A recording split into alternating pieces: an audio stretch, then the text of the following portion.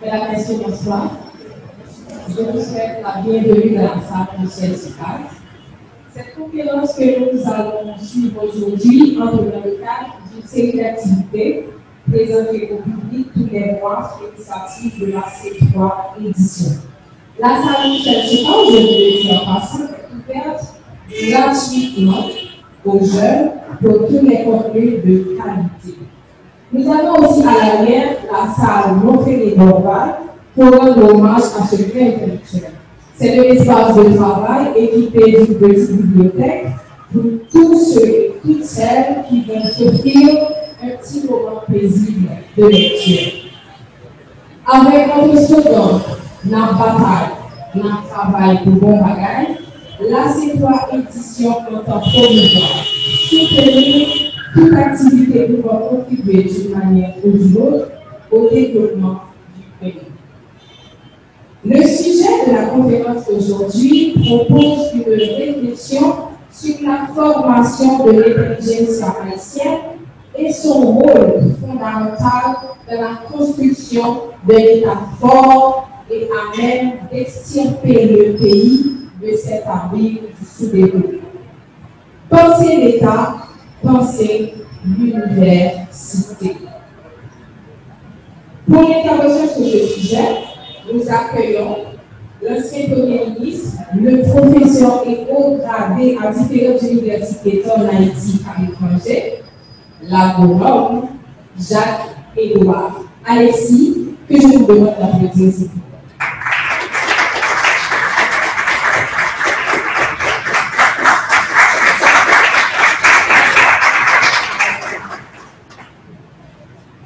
Merci, madame. Je voudrais dire que je suis honoré de l'invitation de C3 édition à vous présenter cet après-midi, je dirais, ma conférence Penser l'État, penser l'université. Mais avant de vous parler, puisque nous sommes à la veille du 12 janvier 2021, qui nous rappelle le séisme 2010, donc je vous inviterai à vous mettre debout pour nous permettre d'avoir une minute de recueillement à l'attention de ceux et celles qui sont portés disparus ou qui sont morts par le biais de ce séisme de 2010. Merci beaucoup.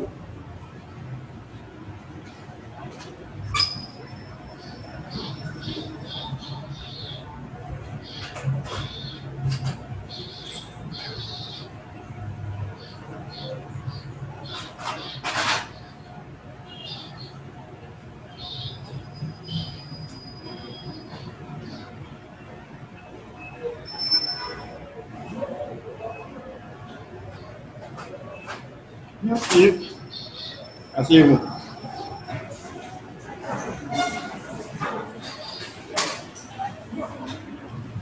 Monsieur Fred Boutus, responsable de C3 édition, chers professeurs, chers amis, je vois qu'il y a beaucoup d'élèves, je suppose des étudiants également là-dedans. Je vous dis bonjour. Et c'est avec un grand plaisir que je vais vous parler. Ce que je vous dirai d'entrée de jeu, c'est que C3 édition n'a pas la primeur de cette présentation. Elle a été déjà faite dans le cadre d'un colloque réalisé à l'université Quisqueya au printemps 2009. Dans le cas, c'était un colloque universitaire où les participants, d'une façon générale, plus de 90%, c'était des étudiants et des professeurs d'université. Je me consacre depuis un certain temps à la vulgarisation des questions universitaires. C'est pourquoi j'ai accueilli avec empressement l'invitation de Fred Boutus de C3 Édition à vous présenter cette conférence, et j'ai choisi de revenir sur le thème Penser l'État, penser l'université, pour vous montrer comment il y a une relation extrêmement étroite entre le fonctionnement de l'État, notamment en Haïti, et le fonctionnement de l'enseignement supérieur en général. Ce n'est pas seulement des universités, de l'enseignement supérieur en général.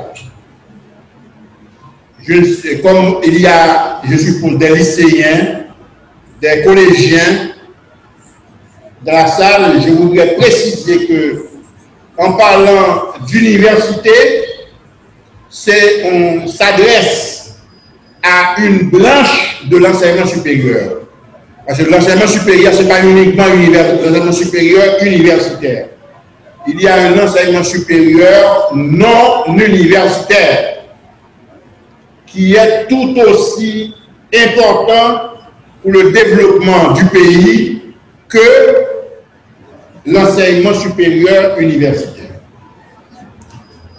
Eh bien, je vous dirais qu'en me sollicitant pour contribuer à la réflexion sur le thème de penser l'État, penser l'université, à l'occasion d'un colloque, le colloque Redford, organisé à l'université Kiskeya, comme je l'ai dit tantôt, au printemps 2009, les autorités de l'université Kiskeya, du moins c'est mon interprétation, avaient eu à l'esprit et dans leur subconscient le peu d'attention qu'historiquement l'État haïtien a toujours eu pour l'université en général. Sauf évidemment lorsqu'il s'était agi de la contrôler sous le règne de la dictature. Je fais allusion à la dictature des Duvalier. Elles ont sans doute encore en mémoire, ces autorités, où elles constatent encore la très faible sollicitation venant de l'État haïtien quand il s'agit de traiter des grands dossiers nationaux, lorsque ces universités ne sont pas tout simplement ignorées.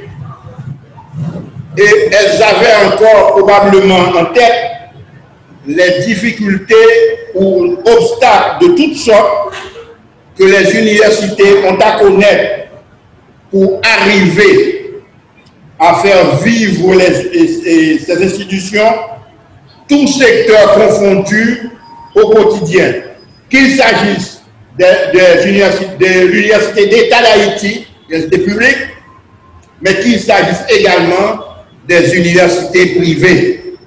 L'État n'a pas fait aucune considération pour eux. Si telle était effectivement l'intention de ces autorités de Kiskeya qui me demandaient de présenter une conférence sur penser l'État et penser l'université, je ne pouvais que leur faire chorus pour reconnaître qu'à de très rares exceptions, les gouvernements successifs de la période d'après 1986, donc des gouvernements que j'ai moi-même dirigés, ces gouvernements n'ont pas pu ou n'ont pas su engager un processus de restructuration et à fortiori de restructuration et de promotion de l'enseignement supérieur haïtien et à fortiori de l'université en relation avec leur vision de modernisation de l'État. Il en résulte que faute d'une politique publique progressiste et malgré les efforts méritoires de certaines entités ou acteurs opérateurs, on assiste quasiment impuissant à une secondarisation, voire, pour certaines personnes, une bornétisation de l'enseignement supérieur en général et de l'université en particulier. C'est ce qui est arrivé à l'enseignement secondaire en Haïti sous le régime de Duvalier, quand on a vu que le niveau des études secondaires, le niveau du lycée Pétion, le niveau du lycée Toussaint, le niveau du lycée Firmin, c'est le lycée que, et même je peux ajouter, le niveau du lycée Geffrard que j'ai fréquenté au Bonaïf, je suis un lycéen. Eh bien, ces niveaux ont baissé, ont drastiquement baissé à un certain moment. Donc, cette bornétisation du système éducatif haïtien a commencé depuis longtemps.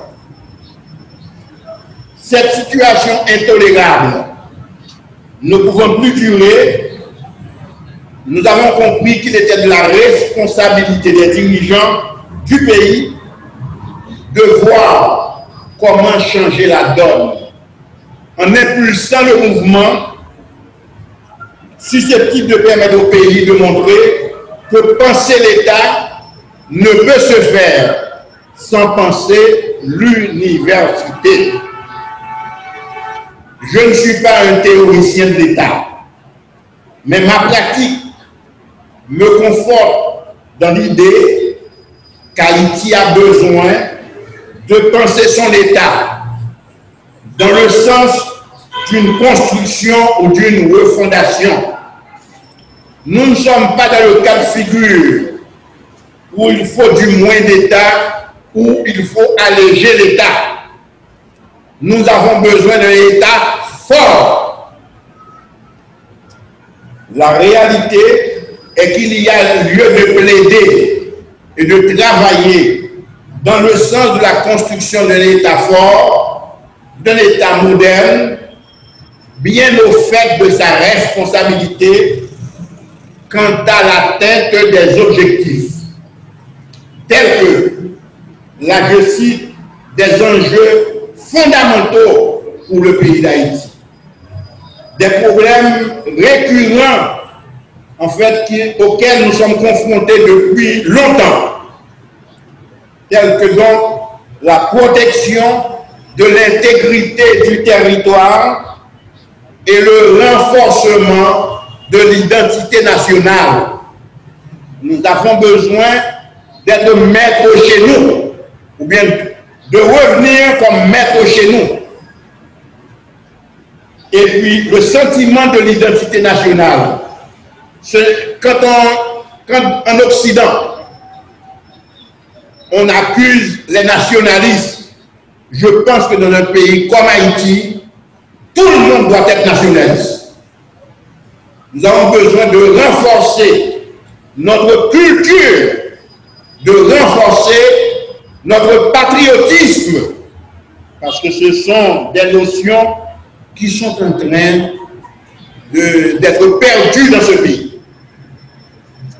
Un autre enjeu, c'est le fonctionnement de l'état de droit qui doit engager la réforme de la justice en Haïti.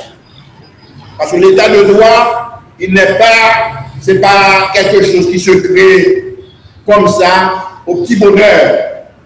Nous devons avoir un système judiciaire puissant, fort, capable d'implémenter les prescrits non seulement de notre Constitution qui reconnaît l'importance des droits de l'homme, le respect de la dignité humaine, mais nous devons également pouvoir implémenter ce que nous dit la loi, ou bien ce que nous disent les lois en cette matière, et les décrets et les règlements qui sont édictés à travers le temps.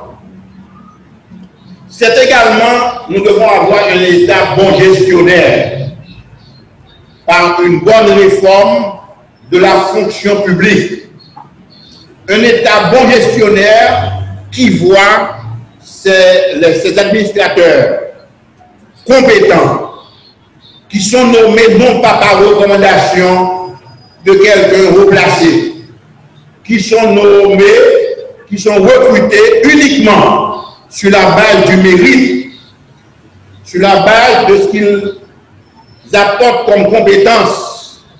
Un État qui fait, j'ai l'avantage sur vous jeunes, j'ai vécu sous le régime des deux Duvalier. Moi qui vous parle, j'ai vu ce qui s'est passé dans ma ville natale, Gonaïves, et ce qui s'est passé également à Port-au-Prince. Donc je peux témoigner sur différents exemples de décisions de favoritisme qui nous ont mis ces décisions là où nous sommes aujourd'hui. Un État également, nous devons travailler comme autre enjeu à la consolidation des institutions démocratiques qui nous voient engager un bon processus de fonctionnement des institutions dans le cadre d'un pluralisme politique.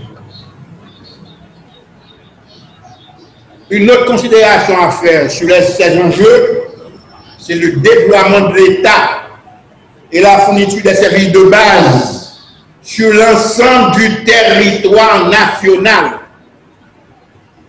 Quand vous allez dans une section communale, quand vous allez dans ce qu'on appelle le pays en dehors, vous arrivez, eh bien, vous pouvez ne pas pouvoir, vous pouvez avoir une simple migraine.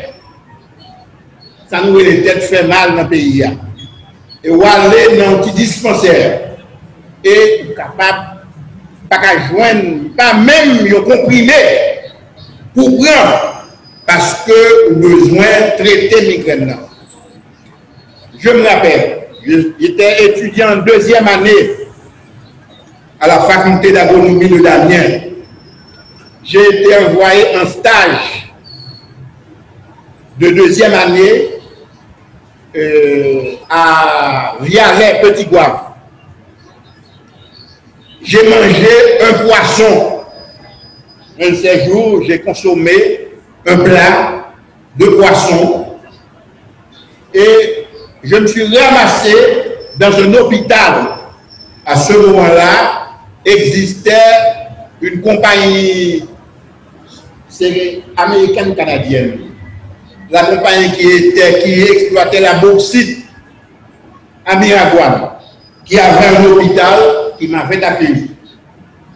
Eh bien, j'ai eu toutes sortes de problèmes parce que je ne pouvais pas trouver à Vialet même, là où j'étais basé comme étudiant stagiaire, pas même un bon dispensaire pour me fournir un service primaire de santé.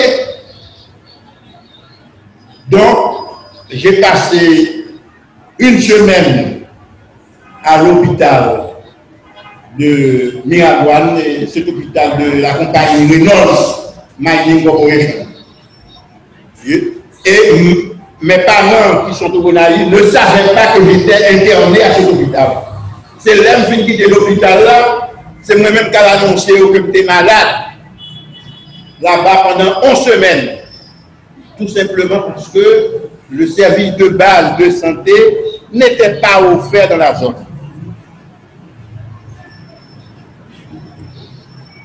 Un autre enjeu, la mise en place des conditions favorables à l'investissement en vue de la création de richesses, mais création de richesses au bénéfice de l'ensemble de la population. Ce n'est pas création de richesse. Pour un petit groupe, il y a tout par nous-mêmes. Nous avons pour nous jusqu'à présent dans cette situation. Côté que une minorité exécrable, répugnant, concentrer toute richesse pays à nous-mêmes. Et puis nous gagnons des dirigeants qui prennent pouvoir sur la base d'élections soi-disant démocratiques, qui eux-mêmes qui fait cause commune avec petit groupe ça, pour piller l'État, les caisses de l'État, pour enrichir tête et enrichir famille, enrichir amis, enrichir parti politique. Nous-mêmes jeunes, nous avons une grosse responsabilité pour nous changer d'homme ça. L'autre bagarre encore, l'autre enjeu qui est important encore, et son enjeu pas insister en pile sous, c'est la promotion de mesures ou démarches favorisant l'intégration ou l'inclusion sociale. Nous avons trop de déshérités, trop de laissés pour compte, trop de blessés sur le chemin. Nous avons pour nous travailler pour que tout le monde, quel que soit dans la famille sorti, quel que soit à côté sorti, depuis ces haïtiens liés à ce territoire là, il faut sentir que les haïtiens véritablement intégrés et non pas que dans une situation côté que l'Ouest c'est repousser. C'est dans ce sens que je dis, je pense que faut nous travailler nous tous pour nous finir avec ça, nous rester avec notre pays. Si nous qui était à nous, il faut nous éviter dans la famille, nous. Même si ça a existé, mais il faut nous-mêmes comme jeunes, il faut nous parler avec maman, nous, avec papa, nous, pour nous, si nous avons évité ça a fait de petit monde, rester avec monde. Je n'ai pas besoin de retourner sur les sketchs de notre grand audienceur que nous connaissons, nous connaissons ça. Mais il y a d'autres toujours, dans le pays, ça sont mal, son véritable cancer. Il faut nous voir comment nous avons fini avec ça. Parce que tout le monde, c'est nous. C'est pas ça? Tout le monde, c'est nous. Quel que soit la famille, quelle que soit la situation socio-économique, pas même. Il faut nous travailler pour ne pas gagner. C'est parce que c'est de l'esclavage lié. Nous ne sommes pas le premier peuple qui lève contre l'esclavage. Non, nous levons contre l'esclavage. Mais nous mettons blanc dehors. C'est le premier peuple qui fait ça. Nous prenons l'indépendance pour aujourd'hui encore. Pour nous gagner esclavage, même si ce n'est pas comme ça, mais rester avec la séance esclave, il faut finir à bagaille ça. Il n'est pas indiqué pour l'instant de développer longuement sur l'apport d'un partenaire tel que l'université dans la facilitation de la réalisation de ces objectifs. Tout enjeu ça que nous sommes lancés là, faut que l'université ne va pas arrêter comme si on n'a pas intéressé.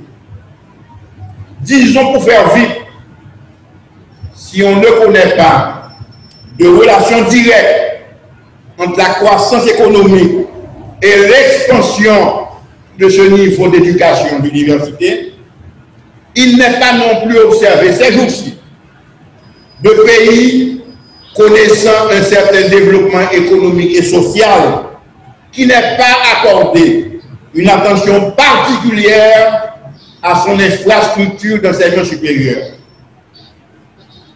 Le résumé analytique de la publication de la Banque mondiale intitulé L'enseignement supérieur, les leçons de l'expérience 1995 précise que l'enseignement supérieur revêt la plus haute importance pour le développement économique et social.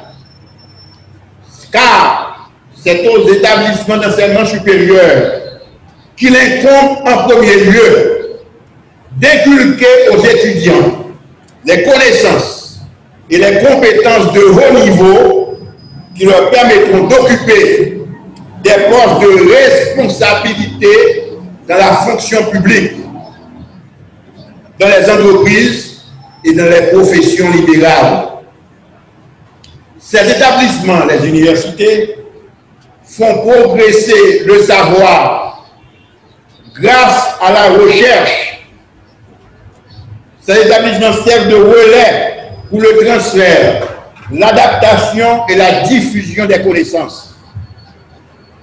Et viennent en aide à l'État, dans le pays où l'État comprend et aux entreprises par leurs avis et leurs services consultatifs. Donc, un pays côté l'État comprend je connais que il n'y a pas de développement politique public sans que le pas adossé, le pas appuyé sur l'enseignement supérieur, sur les universités, sur la recherche, sur la connaissance, sur le savoir.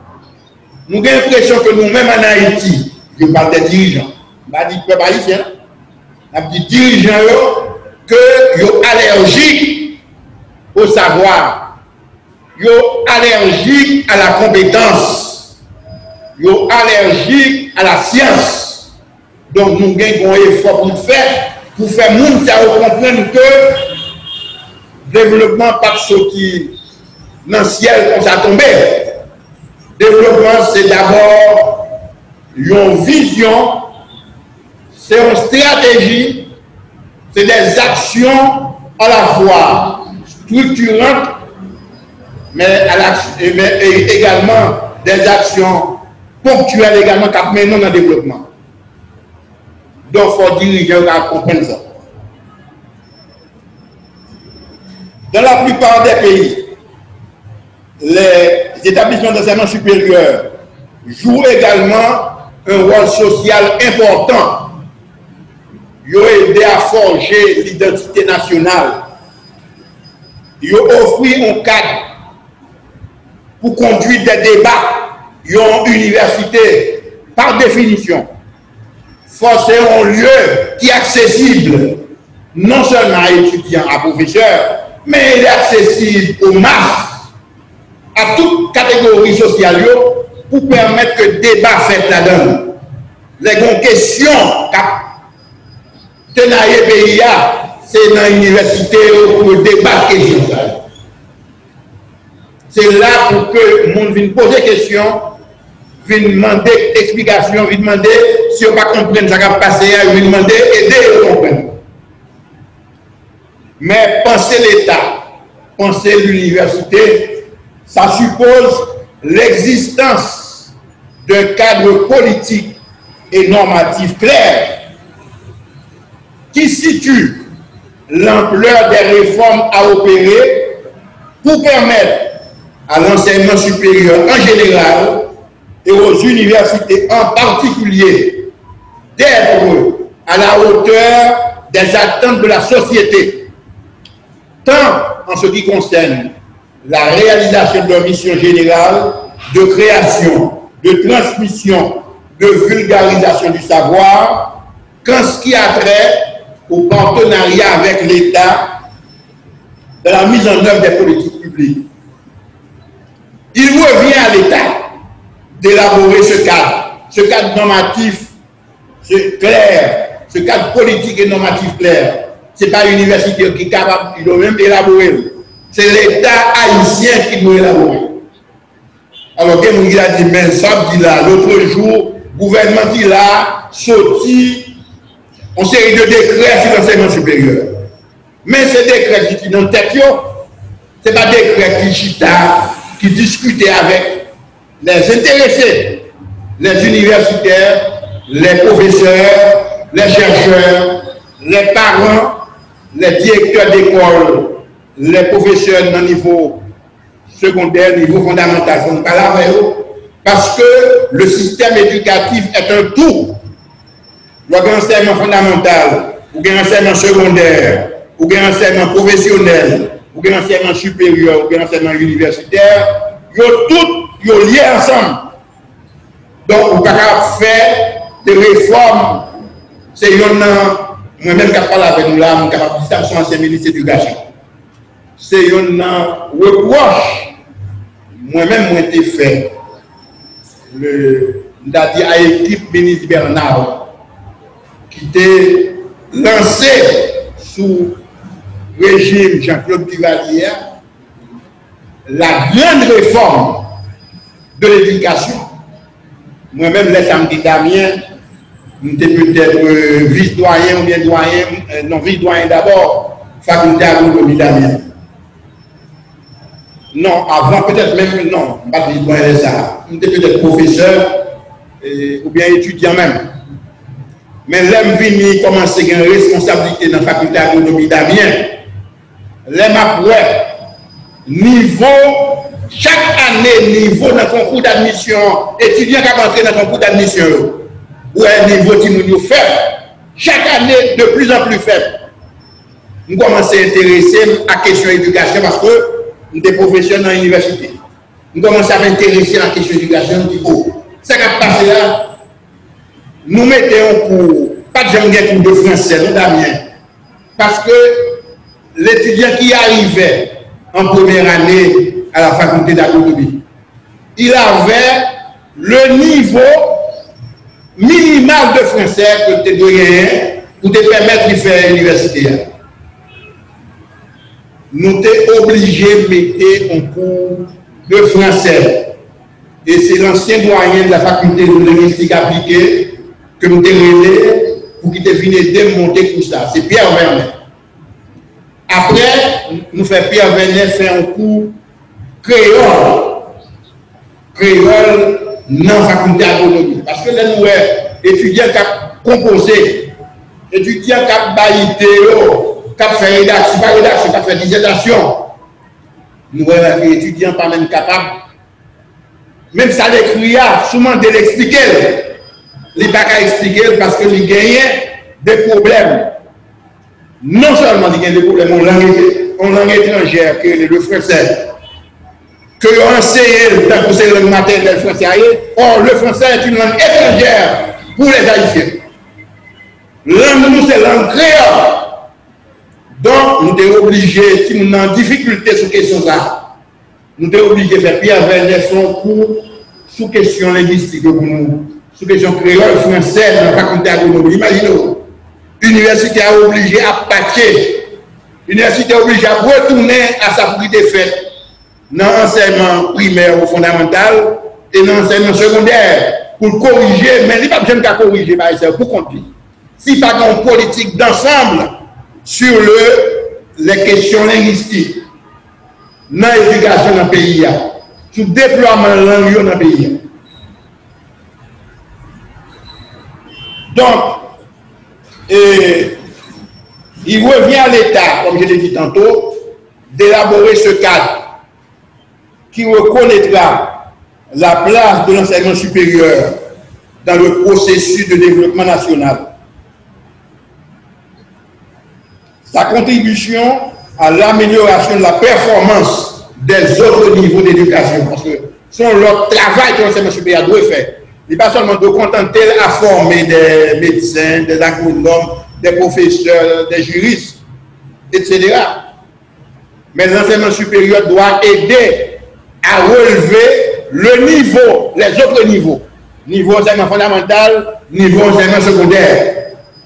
C'est pourquoi nous sommes gourmets en pile l'unité de la politique active pour éviter que sénateurs et députés, pendant nomination professeurs, dans l'école fondamentale et dans le lycée, parce qu'il faut que sénateurs et députés besoin de plaire, Zamio, ils ont besoin de plaire à Mumbayo, ils ont fait nommer n'importe où dans l'école. Nous mettons en pile comme ça, évidemment. Ça va servir au plan politique, même des en pile comme ça. Parce que si on parle de voyous qui a fait ça, l'aurait un sénateur qui a fait ministre de l'éducation pression pour nommer un monde qui n'est pas qualifié pour une professeure. Et il y a un autre bagage que cadre normatif et clair et politique, ça doit reconnaître. C'est que l'université, l'enseignement supérieur, ce n'est pas uniquement venir pour un petit jeune, pour mettre là, ou bien pour un adulte, vous mettez là et vous faites tout boulot. nous devons travailler à faire avancer la science haïtienne. Parce qu'il y a une science haïtienne. Nous avons l'impression que nous ne pas faire rien. Il y a une science haïtienne. Mais il faut nous donner l'occasion pour science capable non seulement de bien paraître, mais d'épanouir. Et puis de permettre que Haïti, ce n'est pas seulement recevoir la recevoir. Parce que dans ce sens-là, je pense que le président Senghor, Gomba, il va répéter souvent, c'est la politique du donner et du recevoir. Ou pas seulement recevoir, non mais Occident, ou bien bagarre ou capoter tout. On nous prend exemple aujourd'hui, dans Covid qui a frappé le monde entier là. Nous-mêmes, nous connaissons Covid là présent. Je ne dis que Covid là présent en Haïti, Covid là présent en Haïti. Mais qui ça permet que le peuple haïtien arrive, je ne pas dire vaincre Covid là, mais nous n'avons pas cette masse de monde qui est malade ou bien qui mourit. Mais c'est grâce à la pharmacopée traditionnelle. C'est grâce à la médecine traditionnelle. C'est grâce à plantes nous que nous avons dit anciens, les aînés connaissent bien. Et qui fait que les malades, ils servent des décoctions, ils ont petit thé, ils ont fait toutes sortes de remèdes avec plantes. C'est vrai que nous avons dit, nous n'avons pas travaillé suffisamment sur le plan pour nous travailler sur vertu, sur caractéristiques chimiques, caractéristiques biologiques, caractéristiques pharmaceutiques. Mais nous rendons compte que si je dis, nous avons même île avec la République dominicaine. Nous tendons ce qui a passé en République dominicaine soit fait dégâts que Covid a fait là-bas. Même pas dit des dégâts en Haïti. Parce que diriger d'ailleurs, sous question ça, vous avez l'impression que vous baissez les bras. Vous n'avez pas l'impression que vous prenez là au sérieux. Soit vous êtes capable au début montrer un certain intérêt, mais peut-être pour d'autres causes. Mais je dis, il n'y a pas intéressant encore. Pendant que nous avons des grandes nouvelles, ça on variante Covid là, au nouveau qui paraît là, qui frappe en Angleterre, qui frappe en Afrique du Sud. Et je dis, il commence à frapper en Amérique du Nord, Canada, États-Unis, pour mettre certain que Jean-Bala et la variante ça rentre en Haïti. Parce que nous ne pas prendre mesure pour nous prendre dans le pays. Mais permettez-moi de vous dire que penser l'État, penser l'université, sous-entend également que les universités, et particulièrement l'Université d'État d'Haïti, m'a parlé de l'Université d'État, parce que je suis un ressortissant de cette université. Donc, m'estimer que l'Université d'État dit pour moi tout. Parce que nous avons empêché de parler de l'Université d'État. Les universités, particulièrement de l'Université d'État d'Haïti, ne se contentent pas simplement de réclamer des fonds de l'État, ni de brandir à tout bout de champ la question de l'autonomie pour tenter de masquer des comportements et des carences grossiers. La responsabilité sociale de l'université ne doit pas être une expression vide de sens. Son agir et son attitude doivent être obsessionnellement empreints d'une constante recherche d'éthique et d'une performance remarquable, tant en ce qui concerne l'efficacité interne de son système que son efficacité externe. On ne répétera jamais assez que l'université est à la fois tradition et révolution. En tant qu'organe de la tradition, elle est une des institutions privilégiées, ou même l'institution privilégiée qui permettra à la nation de garder son identité. D'où l'intérêt parfois ombrageux que l'État lui porte. Responsable l'État soi-disant responsable des destinées de la nation et qui devrait favoriser, je dirais, l'épanouissement de cette institution. Au contraire, l'État ici, on a l'impression qu'il peut l'institution qui est l'universitaire. Mais en tant qu'organe de la révolution, donc de changement, l'université doit être la vigie de la nation, ce qu'on appelle la tête chercheuse.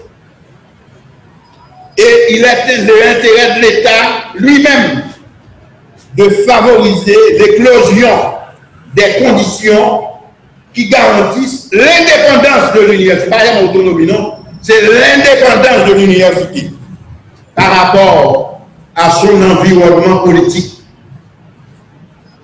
N'a-t-on pas dit qu'un État où l'université est asservie, cet État est condamné à la médiocrité?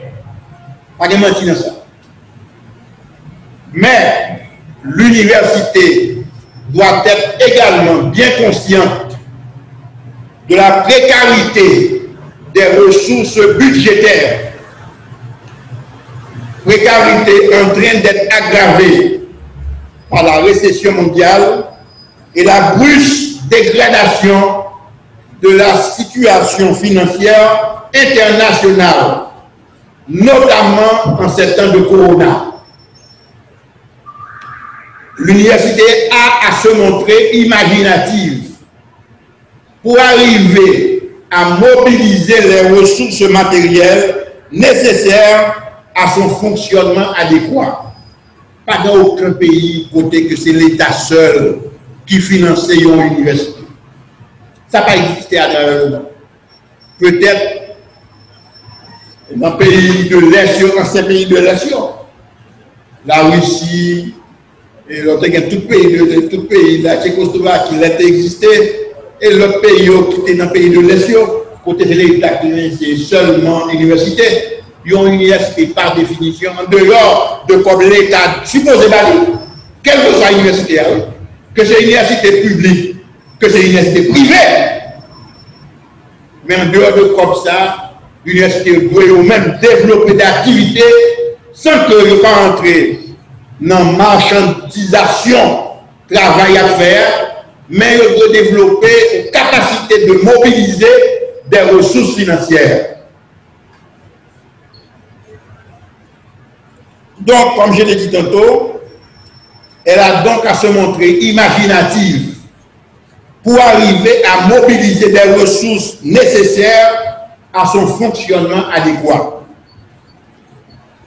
Il y a un qui a fait arriver à capacité ça, c'est pour comprendre dans la gouvernance, il n'y a pas chita pour son tour d'ivoire lié.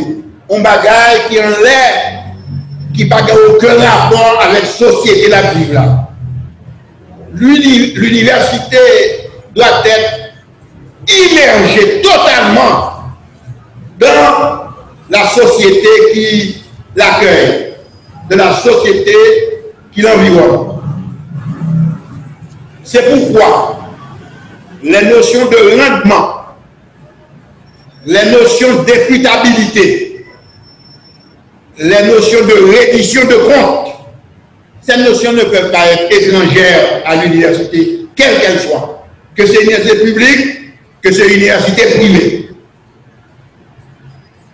C'est-à-dire que vous avez dépensé comme peuple haïtien, il faut dire ce fait à comme là, qui résulte au bail, qui rendement au bail. Maintenant, rendement, ce n'est pas rendement société commerciale, ce n'est pas rendement société économique, ce n'est pas rendement banque, mais gagner des critères, gagner des facteurs qui permettent de mesurer qui ça une université produit pour société côtelière. Université a faut montrer l'ouvert à question ça. Il n'a pas fait tête.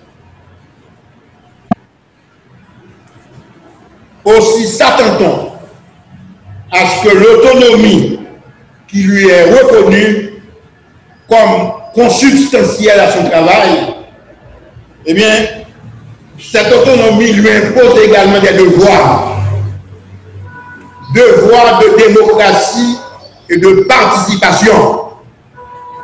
Il faut que nous connaissions ce qui a passé dans l'université. Et il faut que nous devons participer dans ce qui a fait dans l'université.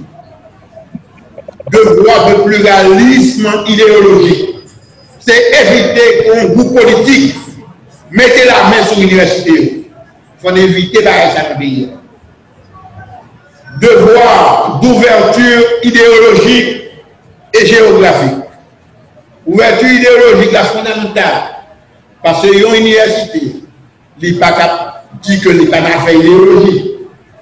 Parce que lui-même, en tant qu'idée, en tant que pensée, en tant que vision, l'université a supposé travailler à partir d'idéologie. Parce que, il a pour servir une société. Et société, ça, pour son développement, il est obligé d'adapter à certaines valeurs, à refuser, ça nous met des anti-valeurs. Il est obligé de tout situer dans le monde. Parce que le monde qu'il a fait pression sur moi, le monde qu'il a fait de temps en temps rentrer dans l'affaire intérieure, il faut positionner par rapport à vous-même. Vous ne pouvez pas positionner par rapport à vous. Donc, l'université lui-même qui est pour aider le peuple là, guider, orienter sur question ça.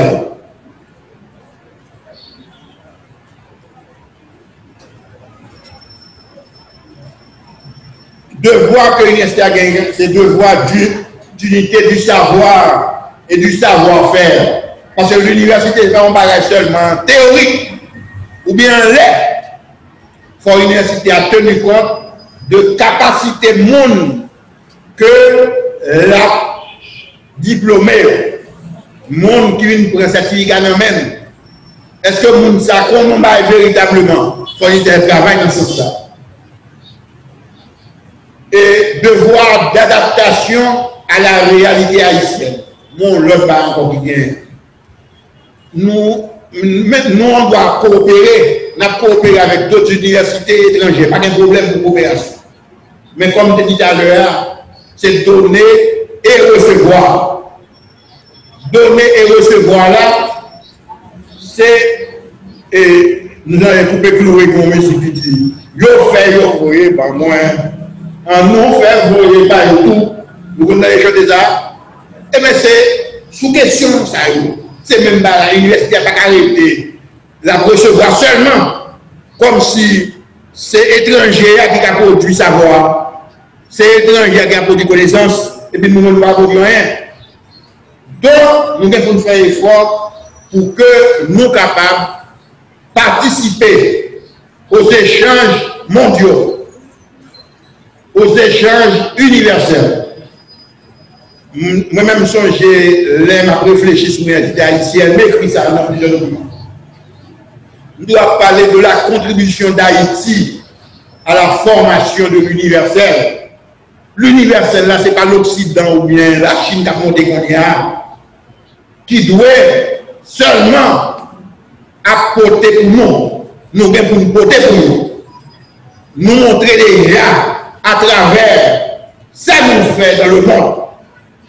J'ai eu l'occasion de dire au président Chirac, non réunion qui a fait en Roumanie. Chirac qui presque a fait la leçon aux Africains. Et pourtant, moi-même, Haïtien, j'étais là, je représenté Haïti dans la conférence.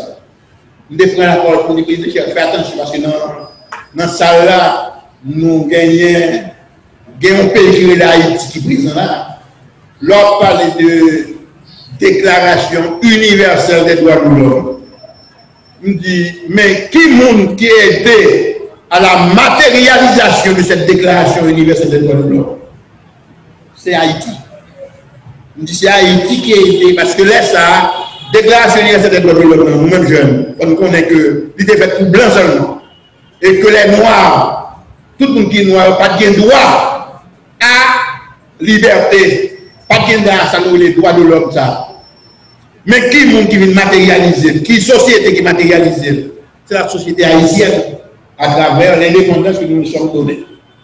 Et puis c'est après qu'on y a conseillé de l'autre pays, non seulement nous bailler tête nous, mais nous allons aider aussi de l'autre pays pour bailler tête sur l'indépendance. Nous connaissons ça. Nous connaissons en Amérique latine là pour chaque pays que nous aidons pour l'indépendance. C'est un domaine nous qui là. C'est un domaine qui est sous la fée ou l'espagnol. Mais c'est nous qui avons reconnaître ça. Mais c'est nous-mêmes qui aidons ce domaine sorti de l'Espagne, en bas de l'Espagne. C'est réalité ça. Donc, nous ne pouvons pas dire que nous ne produisons pas rien. Nous produisons, mais malheureusement, après l'indépendance, non seulement nous sacrifions papa indépendance, mais nous ne pouvons pas payer en chance pour permettre que les promesses que l'indépendance a démontrées, que promesses ont été caractérisées, que promesses ont été traduites en réalité. Promesse de faire ça, qui fait promesse ça, t'es qu'à tourner un fou extraordinaire. Malheureusement, il s'est privé pays noir, qui fait aujourd'hui, nous n'en bafons ça pour des là. Donc, penser l'État, penser l'université, c'est aussi un projet dont l'exécution ne saurait attendre. La réforme de l'enseignement supérieur doit être l'un des grands chantiers de la modernisation du pays. Il suffit de voir ce qui s'est passé en République dominicaine. Côté que depuis plus de 40 ans, la République dominicaine initiait un processus de réforme de l'enseignement supérieur, la CAI, qui menait jeudi en situation côté que non seulement au niveau de l'enseignement, il y a des universités de qualité, il y a une recherche à monter en puissance, mais il y a attiré étudiants haïtiens. Et pas seulement étudiants haïtiens, étudiants de l'autre côté de tout.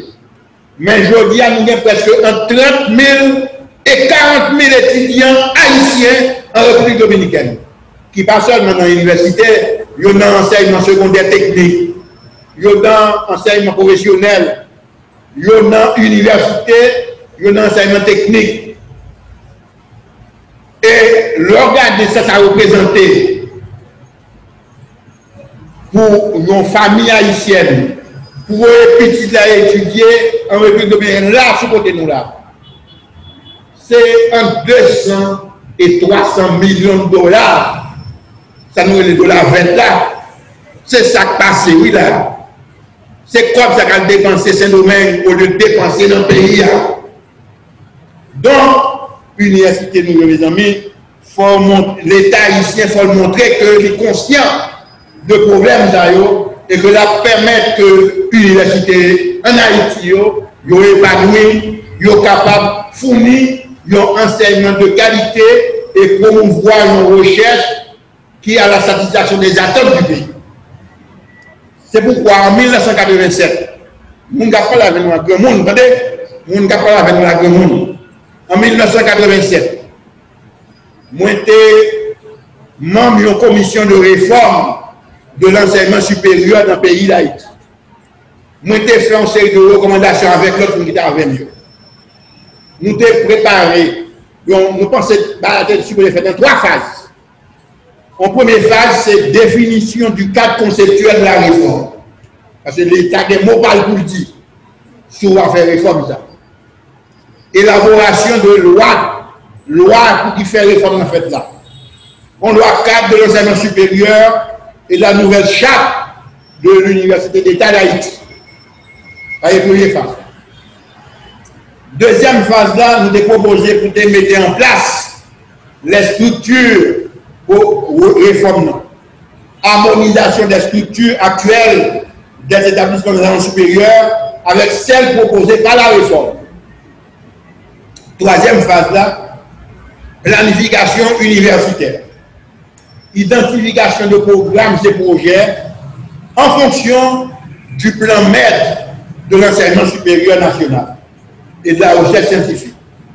Nous avons suggéré tout, nous avons créé un organisme, nous avons déroulé l'ONES, Office national de l'enseignement supérieur, sur le modèle de nous avons Saint-Domingue, qui était le CONES, le Conseil national des enseignants supérieurs, avant que nous même le ministère de l'enseignement supérieur et de la recherche, je dis à qui transformé en ministère de la science et de la technologie. Donc nous-mêmes, nous restons contre nous pas fait, nous avons posé une question. Après, la demande où t'es premier ministre, qui ne fait pas de faire, nous avons posé une question, après tout. Donc, plus ce projet TAD à se réaliser, plus rapide risque d'être la descente aux enfers, annihilant tous les efforts de redressement de la Banque nationale. En fin de compte, il y a lieu de confirmer que le défi de taille à l'État d'ouvrir les grands chantiers d'affranchissement du pays du sous-développement chronique ne peut et ne saurait être relevé sans l'élaboration et la mise en œuvre de politiques qui promeuvent et renforcent le rôle des universités en ce qui concerne leur mission de dispensation du savoir et de développement des connaissances. Pour terminer, nous avons quelques exemples de travail que l'université a fait pour aider l'État haïtien, pour aider la société. Recherche faite de par le monde. L'université capable de servir de ça nous un instrument de veille pour qu'on ait les nouvelles connaissances qui apparaissent à travers le monde. Parce que aujourd'hui, avec l'Internet, avec les technologies, les nouvelles technologies de communication, nous ne pouvons pas dire que nous ne pouvons pas connaître ça va passer à travers le monde. Et l'université est capable de faire ça en veille, organiser en veille de manière que nous capable de mettre nous au courant de ce qui a passé et nous-mêmes pas à ça pour nous connaître que des problèmes que nous gagnons. Nous ne pouvons pas oublier à chercher remède là à l'étranger. Nous avons des remèdes dans le pays. Mais il y a des problèmes que nous gagnons, c'est capable la science et la technologie qui fait dehors de aider nous pour la chercher. Il y a des fois, on a l'impression que même dans les marchés publics, on série de. Ça les marchés publics, c'est l'État a acheté. L'État a acheté des services. On a l'impression que l'État, ça, les plus favorisé, c'est-à-dire compagnie de l'euro, les plus favorisé société de l'euro que favoriser société en dedans pour les décréer richesse dans le pays avec. Donc, question veille, ça c'est qui est fondamental pour nous connaître d'abord. Est-ce que nous connaissons ce qui a passé dans le pays? Enfin, je ne parle de veille, mais nous ne connaissons pas ce qui a passé dans le pays. Moi-même, si je ne suis pas venu ici dans ces 3 éditions, je ne sais pas connaître le travail que Fred Moutis, toute l'équipe a fait non, dans ces 3 éditions. Je ne sais pas connaître. Parce que les gens regardent pour enseignement secondaire, pour enseignement fondamental, qualité de travail qu'a fait ici. Je pense que faut nous montrer, nous ouverts à l'initiative qu'a dans le pays ça par des jeunes, par des gens qui n'ont pas pile moyen pour que nous ne pas concentrer toute richesse paysanne dans un petit groupe seulement. Parce que nous avons des livres là qui sont valables, extrêmement valables. Parce que nous avons un ancien ministre de l'éducation, et puis nous avons le domaine science, nous avons le domaine technologie. Et spécialité, nous sommes agronomes, mais spécialisés en technologie alimentaire. Nous avons les technologies alimentaires là, c'est toute technique qui transforme, qui conserve un aliment. C'est ça me fait comme spécialité. Donc, souvent des fonds fromage, nous avons un fromage nous. Nous continuons au fond fromage. Vous demandez de faire lait condensé, faire lait évaporé, c'est dans le domaine. Vous demandez de faire un conserve, de V8, c'est le domaine. Vous demandez mieux une boîte de conserve, que la viande, que son conserve poisson, c'est dans le domaine. Donc, il y a des gens qui ont fait effort dans le pays. Il faut encourager eux, et c'est ça que je voulais conclure avec nous, parce que les capacités dans le pays, il faut bannir les capacités. Nous ne pouvons pas même bagaille avec l'autre pays, c'est vrai? Parce que l'État, nous sommes l'État qui est déficient au niveau compétence, au niveau connaissance, au niveau savoir. Donc, pour l'État, ça nous renforcer. Nous changer d'abord. Il faut changer l'État. Mais pour changer l'État, il va changer l'État. Ce n'est pas seulement moi. Il faut nous travailler pour que c'est des gens compétents, des gens qui connaissent, qui apprennent l'État en main et qui capable permettre que tout petit pays, que ce soit ça qui est dans le pays d'Haïti et ça qui est dans la diaspora, parce que nous avons une grosse chance. Je dis, nous avons une diaspora qui est très cultivée. C'est pas seulement la diaspora, c'est toujours la diaspora qui a envoyé l'argent. Ouais, c'est vrai, la diaspora a envoyé l'argent. C'est très important pour beaucoup de familles.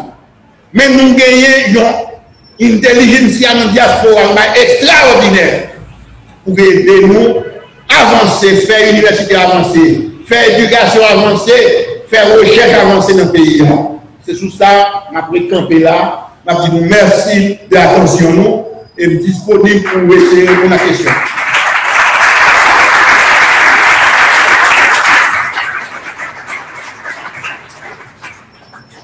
Excusez-moi si je parle en pile, mais c'est le professeur qui a parlé. Je vous prie d'applaudir à nouveau le professeur.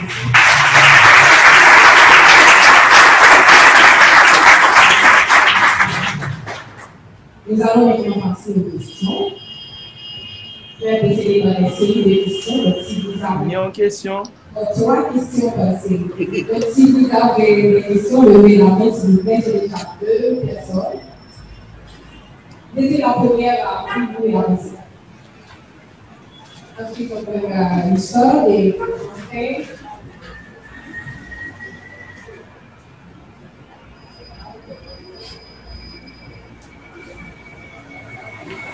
Je vous prie, soyez prêts.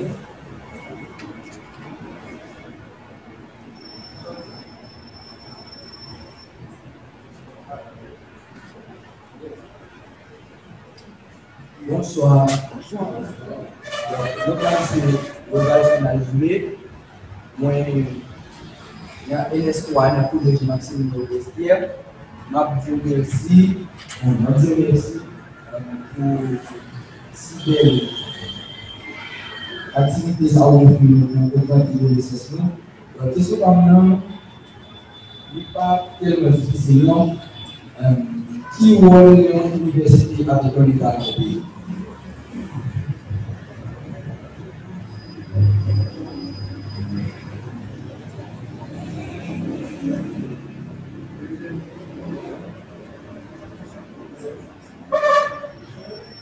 Ok. On a une deuxième question encore.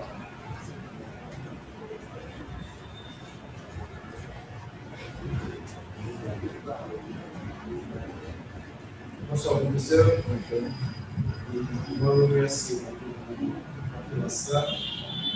On remarque que la donne il y a un peu d'engagement sur le jeune capsule pour notre ministre jusqu'à ce que vous gouvernement peut-être pensant à l'université ici. Alors, question par exemple, l'État, le système néolibéral actuel.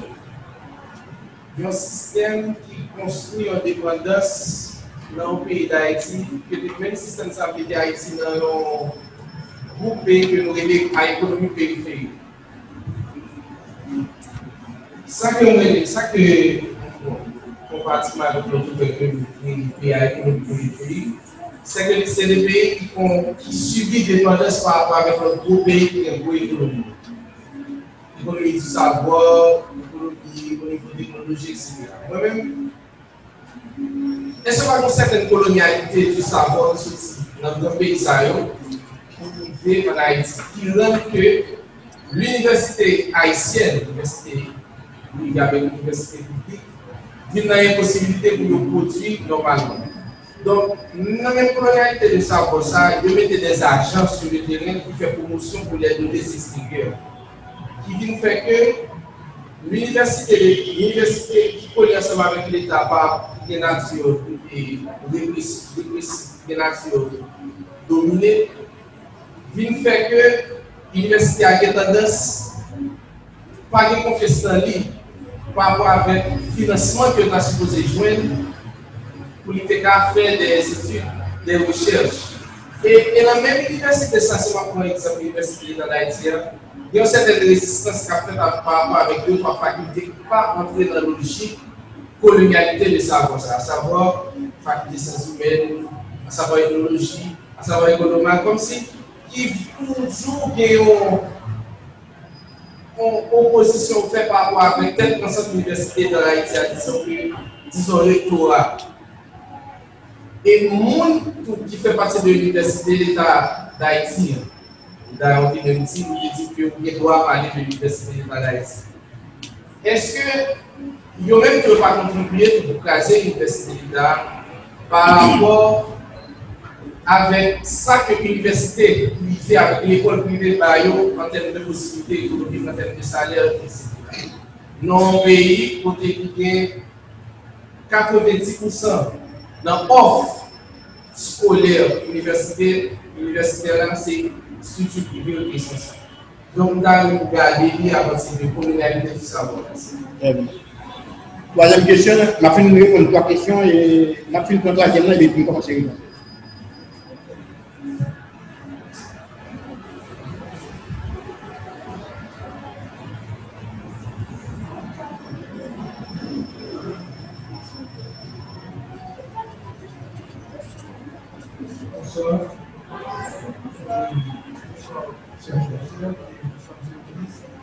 Alors, comme il pas une question, c'est juste de gagner à nous, dit que l'ordonnance a été un système et que le système est vraiment encourageant. Plus fort. Bien avec Jean-État et parce que déjà l'État ne pouvait pas faire sur l'éducation. Est-ce que vous pensez que il y aura un système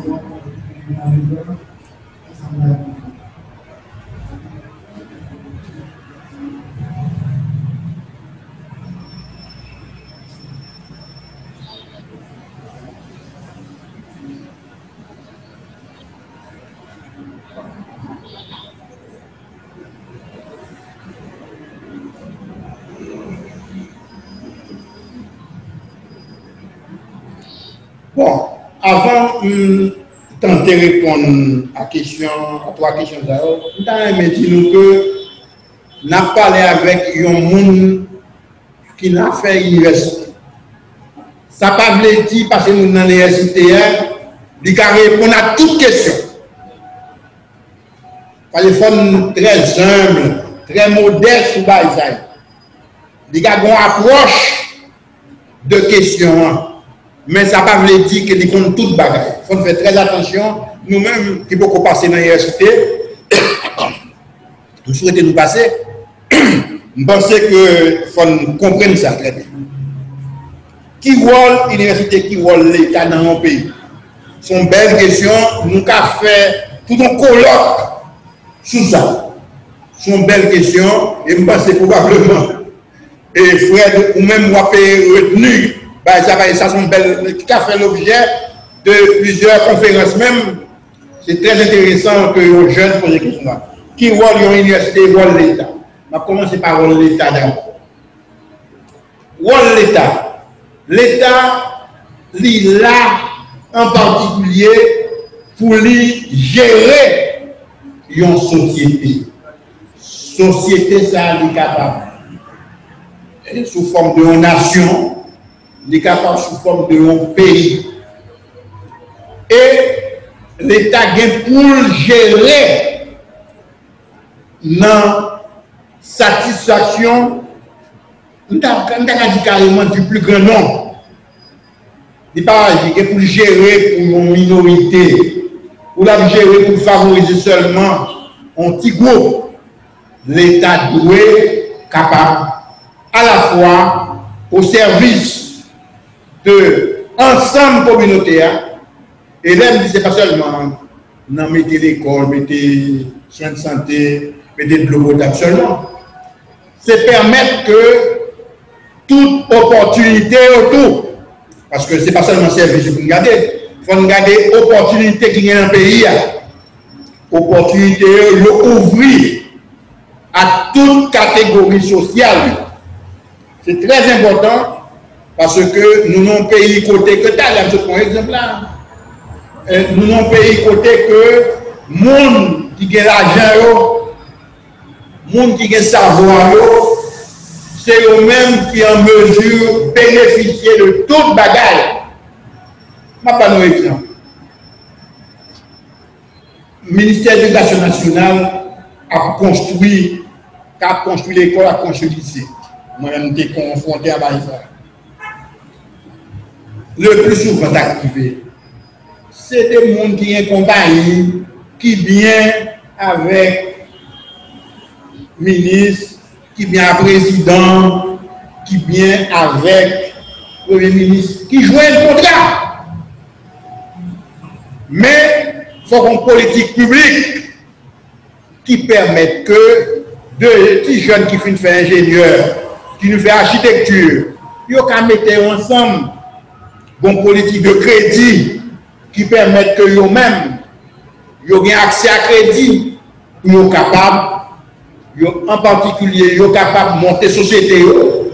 Et société, ça pour nous chance, faire un premier contrat pour construire.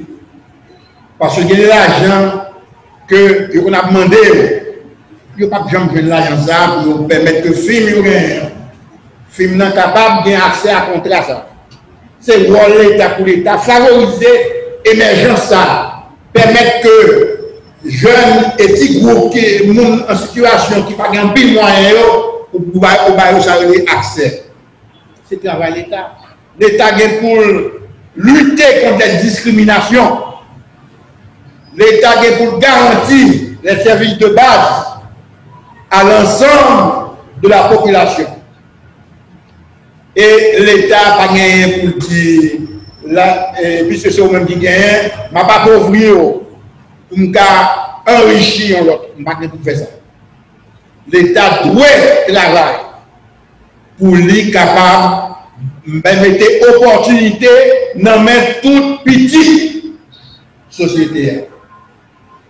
Que le garçon, que le fille, que le nègre, que le nègre la ville, que les gens qui ont passé l'école, que le pas passé l'école, il faut une opportunité pour être capable d'épanouir, pour être capable d'aider le pays. Parce que le pays, c'est une société qui a besoin d'apporter tout petit plus. Il faut nous comprendre ça. Donc, l'État, en particulier, c'est un équilibre que l'État doit créer dans la société. Donc, premier bagage, l'État doit, au niveau sécurité, on a fait montrer là dans l'actualité dans le pays. Le premier rôle de l'État, c'est assurer la sécurité de tout le monde. Assurer la sécurité de tout le monde. Maintenant, qui vient assurer? Ça dépend de qui monde au pouvoir. Parce que il y a différents moyens pour assurer la sécurité dans le pays. Mais, on a parlé de l'idéologie.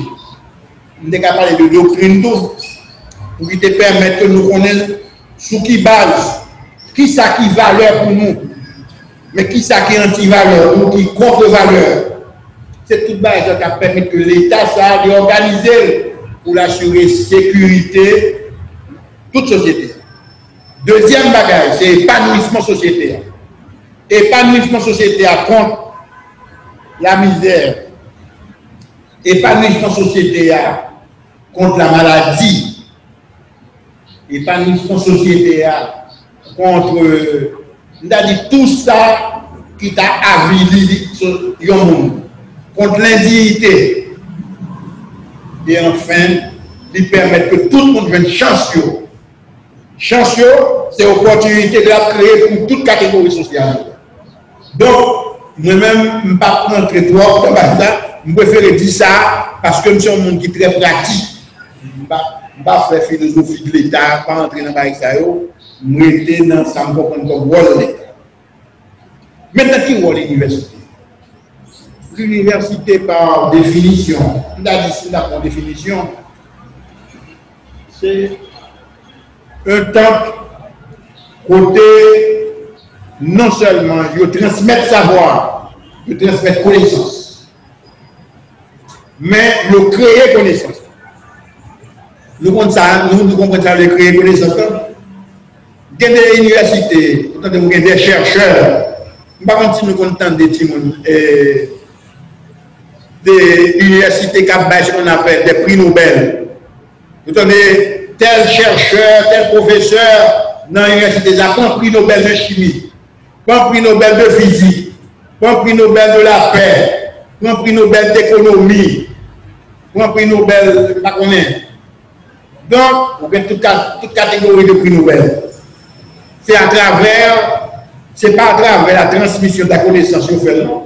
C'est à travers la production du savoir, à travers la recherche qu'on fait.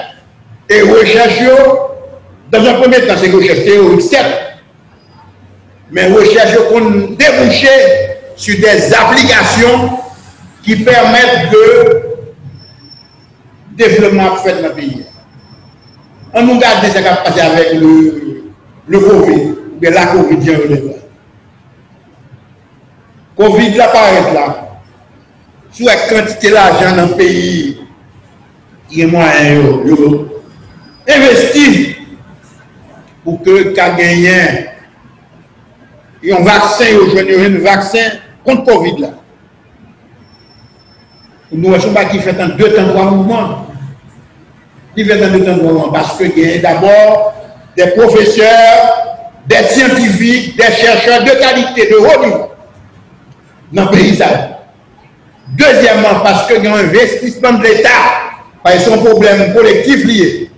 L'État investit un bail extraordinaire. On nous parle de la qualité de nous. Trump est carré le jour là. Si le vaccin ça paraît, il y a peut-être 3 ou 4 mois, Trump a préélu aux États-Unis d'Amérique. Il est carré, il est carré. Parce que c'est un gros bagage, c'est production de vaccins en un temps record qui permet que aujourd'hui le vaccin existe. Je ne vais pas rentrer dans la logique, même pour me dire que le vaccin n'est pas bon, ou bien le vaccin n'est pas maladie. Ça, c'est bagage, ce n'est pas domaine, je ne vais pas parler de ça. Mais même des petits qui sont naïfs, des écoles qui sont naïfs, songez que plusieurs vaccins prennent, en dehors de vaccins que moi et moi-même je prends dans l'hôpital de la Providence, pour te faire pour naïf. Mais vaccin, je te dans l'école contre une série de maladies. Je te utilisé en pile. Maladie, ça ne va pas jamais entrer sur moi. Donc, tout ceci pour dire que l'université a dit là pour créer connaissance, pour transmettre connaissance et pour vulgariser connaissance. Vulgariser connaissance, ça veut dire que l'université, c'est pour faire uniquement de monde qui fait le lycée, qui fait le collège, le secondaire, qui a accès à lui-même. L'université aujourd'hui doit être ouverte, même à monde qui parle, qu'on lit. Par exemple, excusez-moi, mais par exemple, bon côté sur les salariés dans les hauteurs de Miragouane, nous avons des étudiants agronomie à faire stage. Pour connaître que nous avons des paysans dans salariés que nous avons employés, presque employés entre guillemets, comme maître de stage. Alors, il y a qui bagaille ça? université, paysans maîtres de stage, oui, parce que les paysans ont connaissance très pratique que agronome qui forme dans l'université, pas nécessairement gagné. Agronome a bien lui, il n'a pas pris auprès des paysans. Eh bien, paysans, ça y est. Les étudiants de la première année d'agronomie, nous avons envoyé dans le centre, nous avons un salariat. Dans le centre qui a accueilli les étudiants, côté nous faisons travaux pratiques, nous faisons faire reconnaissance terrain, rencontrer les gens. Parce que les étudiants qui rentrent dans la faculté d'agronomie, ils n'ont pas nécessairement véritablement petits paysans. En pile là-dedans, pas connaît la vie paysanne. Donc, il faut nous préparer, je fais ça avec les paysans pour le travail. Il faut nous préparer pour comprendre ça la vie paysanne. Dans la deuxième année d'agronomie, nous voulons faire stage. Dans la parcelle paysanne même, nous voulons dormir la cage paysanne. À dormir la cage paysanne, les salles, dans la période, qui pas une période qui est que la vie était aussi chère. C'était 5 gouttes par jour. Faculté à des paysans, famille paysanne, pour accueillir les étudiants. 5 gouttes par jour. Pour manger, ils vont côté pour dormir, il y aurait de l'eau pour boire. Mais nous accompagner, la faculté d'agronomie à accompagner les paysans autour, pour que de l'eau à boire soit de l'eau potable. Donc, nous aidons à traiter de l'eau. Nous aidons à faire citerne pour ramasser de l'eau à pluie. Nous aidons à faire ça les pluvium, c'est-à-dire côté de l'eau à tomber sur une surface qui bétonnait, et puis de l'eau à couler dans une citerne. Nous traitons tout ça. Nous aidons même à gagner latrine, excusez l'expression, latrine qui en maçonnerie. Que ce n'est pas la trine comme ça qu'il a fréquenté. Donc, côté qui porte, nous aidons, c'est l'université qui est impliquée dans le développement communautaire. C'est le travail universitaire à tout. L'université doit être capable de recevoir mon salaire. Donc, pendant nous, salariés, nous faisons l'alphabétisation, nous faisons des formations professionnelles. Nous faisons apprendre le métier. Même conduire, nous faisons apprendre conduire. Parce qu'à un certain moment, il y a tellement produit chou, il y a tellement produit légumes dans la zone. Nous ne pouvons pas dire que c'est commerçants Port-au-Prince qui montent des salariés à acheter des légumes dans un petit cop tout petit. Nous t'ai encouragé à cotiser jusqu'à ce qu'ils achètent un gros camion. Côté est capable de porter les légumes dans Port-au-Prince et porter dans le marché ouvrier pour venir à prix qui est capable de rémunérer le travail fait. Donc l'université a mis ça comme mission. Mais l'université a tout doit vigilant. Il n'y a pas de être dictature à développer dans le pays, criminel à gérer le pays, il n'y a pas de être comme si il y a un souci. L'université doit également parler. C'est John pour parler, pour dire ça pas bon, ça doit être pas bon. L'université doit être capable. Je dis tout à l'heure, il doit être capable, lorsque il y a des propositions que l'État fait, ou bien propositions étrangères à faire nous, si les propositions ne sont pas bonnes, l'université a une capacité pour analyser les propositions pour faire payer à rejeter les propositions. Donc, nous voyons que l'université a une mission première. C'est la transmission de la connaissance, la création de connaissances, la vulgarisation du savoir. C'est aussi l'esprit critique. L'esprit critique. L'université n'a pas arrêté pour ne pas critiquer. Il est obligé de critiquer. C'est travail parce qu'il a investi là-dedans pour ça même. Non seulement la critiquer, mais il faut le critiquer tête. Si ça ne va pas marcher bien, tant que tu as une question déposée, tu as ma sur lui. L'université a quitté, elle ne s'est pas entrée dans la colonialité, etc. Elle n'est pas victime de colonialité. L'université haïtienne pour revenir sur la question de colonialité, l'université haïtienne, il faut reconnaître que même s'il n'est pas vraiment organisé, structuré à travers le temps, mais l'université haïtienne n'est pas une université comme si seul on a recevoir. Est-ce qu'on connaît que tu es étudiant étranger qu'on étudie dans l'université haïtienne? L'université de médecine, la faculté de médecine de l'État, c'est une faculté que moi-même je respecte en pile. Parce que tu es développement de la faculté ça. Moi, je travaille avec la faculté ça. La faculté de médecine ça. Il y a des présidents en Afrique qui vont étudier dans la faculté ça. Il y a un ministre de santé publique, ministre bien-être social Québec, qui vient faire stage dans l'université de la faculté de médecine là. Parce qu'on sait de maladies que vous avez besoin d'étudier, maladie tropicale. C'est en Haïti, vous êtes venu, et c'est là où vous étudiez. Moi-même, je parle avec nous, je fais expérience dans les étudiants étrangers, je suis d'amis dans la faculté d'agronomie. Je suis étudiant québécois, étudiant français, qui conduit prendre cours dans la faculté d'agronomie. Damien. Étudiants, ils ont travaillent avec les paysans, parce que soit faire agronomie tropicale, soit faire un bagage de connaissance du terroir en milieu chaud. Haïti, c'est un côté qui offre opportunité, qui offre expérience. Surtout nous-mêmes, nous avons les grands domaines, les grandes parcelles. C'est un choix terre paysan. Mais il faut montrer comment paysan, à travers un choix terre, paysan créé. Comment paysan lui-même a participé dans le développement économique et social du pays. Nous avons opportunité à travers centre nous avons des centres qui ont dehors d'Amiens, c'est pas seulement dans Salanière. Nous avons un centre de la vallée Diacmel. Nous avons un centre Dondon. Nous avons un centre dans le plateau central sur la ferme de Papaye à Inge. Côté nouveau étudiants, mais les étudiants, que ce soit étudiants haïtiens, que ce soit étudiants étrangers qui viennent participer.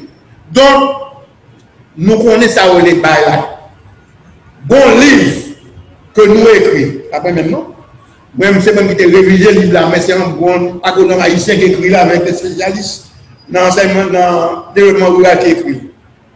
Qui livre là relais agronomie, sur le livre là prend toute expérience haïtienne faite dans le domaine de l'agriculture tropicale dans le pays même. C'est agronomie tropicale, comment c'est grand monde là, d'attire moi, comment ça allait, mais c'est moi-même qui fais révision totale, il touche pas pour ça. Je fais révision toute l'hivernette parce que les libertés produits, je prends une consultation, c'est moi-même qui fais toutes les révisions textuelles. Eh bien, liste qui sortit là, si nous voyons ça, on demande, il y a tellement de demandes à l'étranger, que ce soit en Belgique, que ce soit en France, que ce soit en Afrique, sont livrement d'empire. Voilà quand même peut-être deux exemplaires là quand même jusqu'à présent.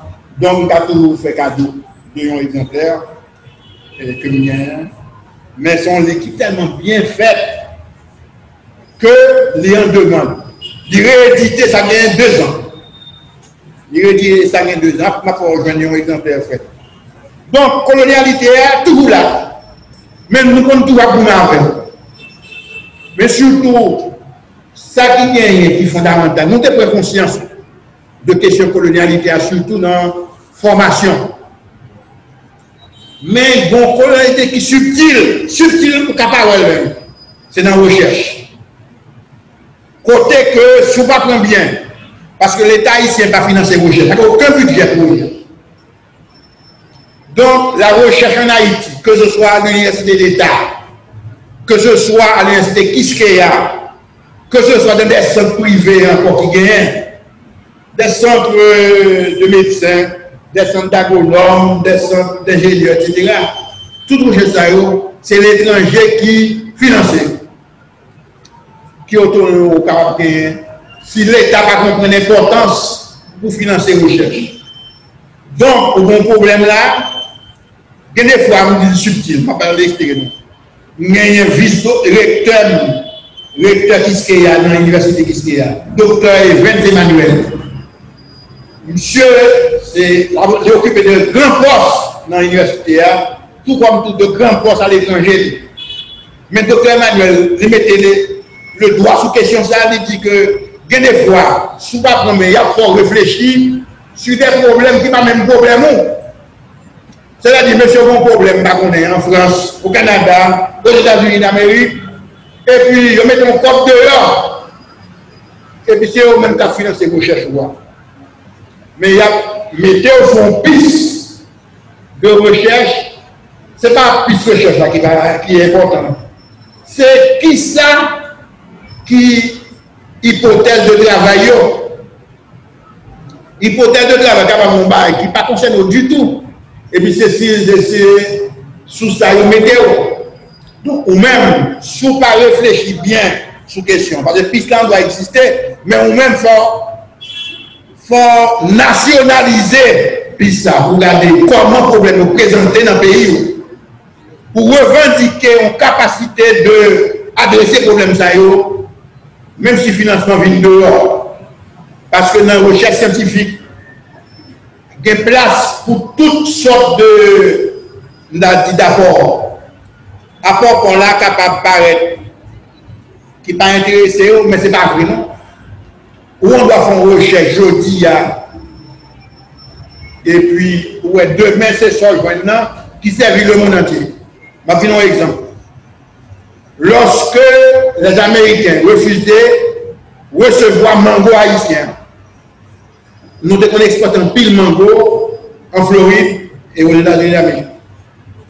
Et puis, il y a une mouche qui attaque mango français. Mouche là entrée dans mango, et puis on la mouche entrée, mango est vert, il pond joli à l'intérieur mango même. Et puis ouais vert, a sorti mango, vert le petit vert. C'est mouche qui baille. C'est mouche là rentrée dans mango, il pond et puis ouais qui veut la sortie. On y a américain peur, maladie. Américain pas voulu acheter mango non encore. On y a, imaginons, je ne sais pas si j'ai monté, mais c'est des millions de dollars que nous avons exporté mango de ça. Mais qui côté une solution mondiale sur cette question-là? Parce que le problème d'ailleurs seulement en Haïti, il était posé dans d'autres pays d'Afrique et d'Asie. Qui côté une solution? C'est en Haïti une solution. Hein? Ouais, m'a dit ça, je m'enorgueillis de le dire. C'est en Haïti aujourd'hui. Et c'est Damien aujourd'hui. Qui est revenu Damien? Je vais expliquer non, pas simple. Alors, il fallait y penser. C'est un problème, et puis on chercher, on pense que ça va coûter un pile quoi pour résoudre. Et pourtant, c'est un petit bail simple qui permet de résoudre. Les gens qui fait physique, qui fait chimie, nous reconnaissons que l'on prend de l'eau, ou chauffer de l'eau, la vapeur que de l'eau là, et puis ils mettez mango sur une espèce de grille. On va dire qu'il y a une plateforme qui a une petite roue là-dedans. Donc, vapeur ça y est, rencontrer grille là, ils ont rencontré mango et ils ont tout tué. Ils ont éliminé ceux qui sont mango et ils ont tout tué tout petits mouches petites qui sont mango. Les vapeurs suffisamment chaud pour tuer. Donc, pareil ça permet que nous ayons une solution. Mais seulement que nous gagnons, comme nous ne pas très branchés économiquement, c'est une faiblesse haïtienne en général. Dans l'école haïtienne, ils ne pas former nous bien dans la question économique. Depuis l'école, eh bien, il y a une faiblesse qui est en Haïti. nous avons une solution, mais nous ne pas prendre brevet pour nous. Nous commandons à CV, l'offre fait une recherche, nous avons une solution, il faut prendre un brevet, ou dans le ministère du Commerce et Industrie, et puis nous demandons un brevet pour se joindre. Son partenaire qui reconnaît, c'est eux-mêmes qui joignent. Maintenant, demain matin, on qui va utiliser, il faut que nous avons négocié avec eux pour demander autorisation pour utiliser ce joint. Eh bien, nous ne pas joindre qui activent, nous ne pas prendre brevet, qui activent les pays. Américains prennent les mêmes. Américains prennent, c'est Amérique qui financé. Recherche là, qui te fait ça. Américains qui financé. Américains prennent les mêmes. Ils prennent et puis ils ont tout monté usine pour transformer Mangoa, pour protéger Mangoa contre cette mouche. Et puis nous trouvons à acheter l'usine en Haïti. Je dis, parce que Mango n'a voulu vendre aux États-Unis en Europe. C'est à travers l'usine ça. Usine que nous achetons, mais c'est nous-mêmes qui voulons une solution là. Nous comprenons donc, nous ne sommes pas toujours en mode de recevoir seulement. Nous comprenons tout. Donc, il est important pour que nous veillions à la question ça. Là, on va étudier Gramsci. Ce n'est pas seulement pour répéter Gramsci dans la faculté des sciences humaines. Il faut capable de dire comment on va adapter Gramsci à la réalité haïtienne. C'est un bac qui est fondamental, question ça. Mais pour faire, il faut qu'il y ait une recherche qui fait. C'est pas un bac qui va élever qu'on a pour faire. Il faut qu'il y ait une recherche de l'État qui a compris ça. Je dis non, il y a un plus gros problème, moi-même, ouais, l'université dans le pays. C'est que l'université n'a pas d'interlocuteur au niveau de l'État. Parce que le plus souvent, le monde qui a dirigé le pays ne comprend rien dans la question de l'université. Non, et puis il n'est pas prêt pour discuter avant. Parce que le roi Ogan, je pense que l'université, il ne pas laisser même seulement qui connaît. À son drame, ça y est, même vivre. Je dis nous vivre même dans le chef. Je compte de qui ça va parler. Oui, affaire université. Monsieur, ce n'est pas l'université de l'État en particulier. Il fait ça en pile. Pas oublier que soit faire recherche. Ou produire. On nous prend un exemple sur la constitution haïtienne. Nous avons à l'université Kiskeya une chaire, la chaire Louis-Joseph Janvier, sur le constitutionnalisme haïtien. Ça nous produit dans le cadre de travail ça. Mais pas que l'État qui est intéressé à comme ça. Nous voyons le baillot, nous voyons le document baillot, mais nous voyons grand monsieur décider, soi-disant, à faire référendum pour modifier la constitution pays. Alors que la constitution interdit le référendum. Donc, pour dire que nous avons besoin d'abord, pour lutter contre cette colonialité, nous avons besoin de l'État qui comprenne l'importance de l'université, qui accompagne l'université pour permettre que le produit, ce savoir, dont le développement économique et social du pays a besoin. Est-ce que l'État a jamais un couloir pour que l'université développe? Moi-même, je ne suis pas un pessimiste de ce côté. Je pense que nous n'avons pas le choix, c'est nous-mêmes pour joindre l'État. Nous n'avons pas le choix, nous devons faire une expérience malheureuse tel moment, nous faisons l'autre malheureuse tel autre moment. Bon, tant que moi-même, on commence dans l'âge, on y a, c'est là mon capitaine. Bon, on n'a quand même pas aimé dire ça, mais en réalité, c'est là mon capitaine. À 73 ans, c'est là mon capitaine. Déjà, déjà chanceux que ma vie 73 ans, mais espérant de vie dans le pays, nous tous nous connaissons, c'est nos hommes 50 et fractionniers, c'est pas ça. Donc, l'arrivée dans l'Aïssa, ou presque dit, ou regrette que, ou pas un changement qu'on attend dans le pays. Mais moi-même, ça m'a rendu pessimiste. Je pensais que gagner raison pour nous continuer nous-mêmes, pour empêcher que le pays non seulement les films vassalisés net, pour empêcher que le pays allait tomber dans des entrées plus fort, pour nous permettre que les Haïtiens et Haïtiennes sauver le pays. Tant pour des tant pour Jacques Roumain, tant pour Jacques-Stéphane Alexis eux-mêmes, ils étaient croyants dans ça. C'est vrai que le mourir, c'est vrai que l'aller, mais nous avons des flambeaux. Nous avons dit, wow, et ainsi nous permettre que Haïti sorte de sa vie. C'est ce que ça veut dire. Donc, je ne sais pas si nous avons une autre question, mais. Il y a une question. Je ne sais pas dire ça, mais c'est un petit peu de temps en temps.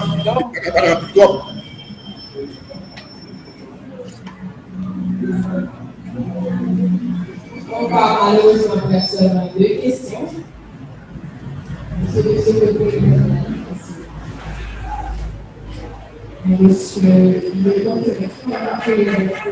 D'accord.